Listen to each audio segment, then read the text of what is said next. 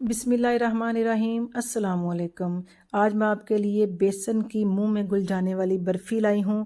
सिर्फ़ 1 कप बेसन से हम 1 किलो के बराबर तकरीबन बर्फ़ी तैयार करेंगे, या 1 किलो से थोड़ा सा कम होगी। तो इंशाल्लाह आप ज़बरदस्त इस रेसिपी को एंड तक फॉलो कीजिएगा। तो सबसे पहले इसका मोल्ड तैयार करते हैं। मोल्ड तैयार करने के लिए कोई सा भी घर का बर्तन वगैरह, आप प्लेट वगैरह या आप डोंगा वगैरह इस्तेमाल कर सकते हैं, या केक का टिन जो होता है वो भी इस्तेमाल कर सकते हैं। उसको अच्छे से ग्रीस कर लें और बटर पेपर लगा लें। बटर पेपर नहीं लगाना चाहते तो वैसे भी वो ठीक है, काम चल जाएगा।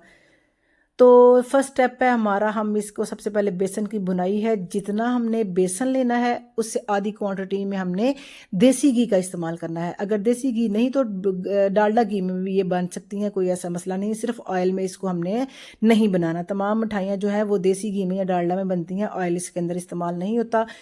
आधा कप घी का है और 1 कप भर के हमने बेसन का लिया है, और बिल्कुल लो फ्लेम के ऊपर हमने इसको 10 से 15 मिनट अच्छे से इसको ना भूनना है। और इसकी बुनाई पे कोई कंप्रोमाइज़ नहीं करना। जितनी अच्छी हमारी बेसन ये भुना होगा उतनी अच्छी हमारी बर्फ़ी अच्छी बनेगी और टेस्ट उसका अच्छा होगा। अगर बेसन कच्चा होगा तो फिर वो अच्छा सा हमारी सेट नहीं होगी और वो मज़े की भी नहीं लगेगी। और जैसे जैसे पहले वो थोड़ा थिक फॉर्म में आया है बेसन जो है, जैसे जैसे हम इसको भूनते जाएंगे 3 से 4 मिनट के बाद ये देखिए इसने ना बिल्कुल फ्लफ़ी होना शुरू कर दिया है और लिक्विड फॉर्म में दोबारा से आना स्टार्ट कर दिया है। कंटिन्यू आपने चम्मच को हिलाते रहना है। 10 से 15 मिनट का आपने ज़रूर इसको टाइम देना है।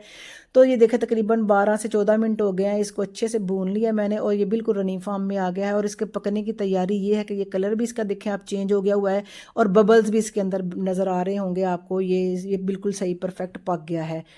तो इसके अंदर मैंने पौना कप यानी कि 3/4 कप मिल्क पाउडर का ऐड किया है। इसके साथ बहुत ही क्रीमी सा और इसके अंदर मावे जैसा यानी कि खोए जैसा इसका टेस्ट आएगा, क्योंकि तमाम मिठाइयों में खोया डलता है या फिर डलता है इसके अंदर मिल्क पाउडर। तो अगर आपके पास आपने ये नहीं डालना मिल्क पाउडर तो फिर आप इसके अंदर ना खोया भी डाल सकते हैं या दूध भी डाल सकते हैं, लेकिन दूध को फिर आपने इसको सुखाना है। इन दोनों चीज़ों को मिला के अच्छे से इसकी मिक्सिंग करनी है ताकि दोनों यकजा हो जाएं और बिल्कुल अच्छे से इसकी ना मिक्सिंग हो जाए। और आपने इसको मिक्सिंग करते जाना है अच्छे से। और फिर हमने इसको उतार लिया, एक साइड पे कर दिया अच्छे से मिक्स करके। अब इसकी हमने चाशनी बनानी है। तो चाशनी को भी आपने गौर से 1 कप आपने इसका पानी का लिया है, नाप के मैंने ली है हर चीज़। चीनी भी 1 कप ली है। अगर आप चीनी कम खाते हैं तो आप इसके अंदर 3/4 कप यानी कि क्वार्टर कप यानी कि पौना कप भी इस्तेमाल कर सकते हैं। तो ज़रूरी नहीं कि आप कप्स में ही इस्तेमाल करें। आप घर का कोई भी कौली, कटोरी, ग्लास या कुछ भी ले सकते हैं, लेकिन आपने नाप सेम ही रखना है। अगर 1 गिलास आपने लिया है ना उसका बेसन का, तो आधा गिलास आपने लेना है घी का। हर चीज़ का इसी तरह आपने ना सिस्टम रखना है सारा। तो 2 से इलाचियाँ भी 3 मैंने डाल दी हैं। और अगर आप इलायची नहीं डालना चाहते तो पाउडर इस्तेमाल कर सकते हैं, ½ टी स्पून। और 1 तार की चाशनी मैंने बनाई थी, लेकिन आपको वो थोड़ी सी वीडियो मैंने स्किप हो गई है, तो इसके लिए मैं माजरत चाहती हूँ। जो चाशनी की मैंने बनाई थी चेक करवाते हुए, 1 तार की आपने चाशनी बनानी है। थोड़ी थिक हम बनाएंगे। 4 से 5 मिनट हमने चाशनी को ज़रूर बॉयल करना है और 1 तार आपने याद रखना है। तो इसको हम चाशनी को डाल के फिर चूल्हे के ऊपर दोबारा मीडियम आंच के ऊपर आपने इसको अच्छे से ना पका लेना है। और इसको एक सख्त सी डो आ जानी चाहिए और ये सारा इकट्ठा हो जाना चाहिए। और इसका पानी अच्छे से, जो चाशनी है इसके अंदर एब्जॉर्ब होनी चाहिए। तो ये देखें अच्छे से डो फॉर्म में आ गया है और इसने पैंदा बिल्कुल पैन को छोड़ दिया है। तो अब हम इसको ग्रीस किए हुए पैन में डालेंगे इसको, और अच्छे से इसको आप किसी चम्मच के साथ इसको अच्छे से सेट कर दें। ये थोड़ा काम स्टिकी होता है लेकिन थोड़ा टाइम लेता है। तो देखने में ऐसे ही लगता है कि जल्दी हो जाता है, लेकिन काफ़ी 2-4 मिनट लग ही जाते हैं। तो इसीलिए वीडियो थोड़ी सी हमने स्किप करके आपको दिखाते हैं। और आप जिस चम्मच के साथ इसको प्रेस करें हल्का सा, उसको भी ऑयल या घी लगा लेंगे ना, तो फिर ये चम्मच के साथ चिपकेगा नहीं। तो आपने ज़रूर इसको ना टिप को फॉलो करना है, ठीक है। तो इसको अच्छे से सेट करके इक्वल आप कर लें। और कोई से भी ड्राई फ्रूट आपके पास जो हैं अवेलेबल वो आप लगा लें। मेरे पास सिर्फ बादाम ही थे, मैंने वो भी लगा लिए हैं। अगर आपके पास पिस्ता और काजू वगैरह हो वो भी आप क्रश करके या इसको कटिंग करके आप स्लाइसिस में वो भी इसके अंदर ऐड कर सकती हैं। और चम्मच के साथ या स्पैचुले के साथ ही हल्का हल्का इसको प्रेस कर दें, क्योंकि ये इसके अंदर अच्छे से ना सेट हो जाए। अगर क्योंकि ये खुश्क होने के बाद फिर ऊपर से उतरने का भी खदशा होता है।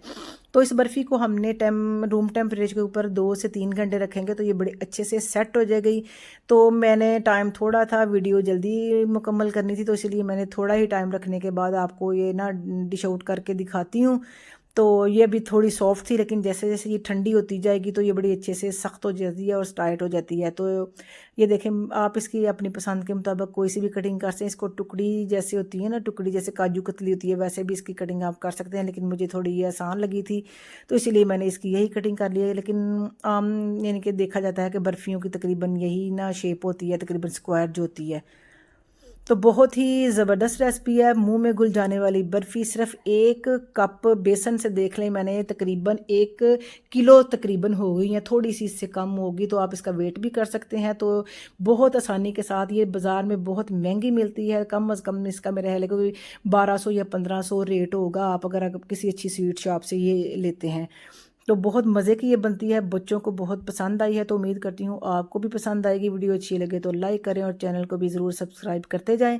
तो फिर नई इंशाल्लाह मज़ेदार सी रेसिपी के साथ फिर हाज़िर होंगी, तब तक के लिए अल्लाह हाफ़िज़।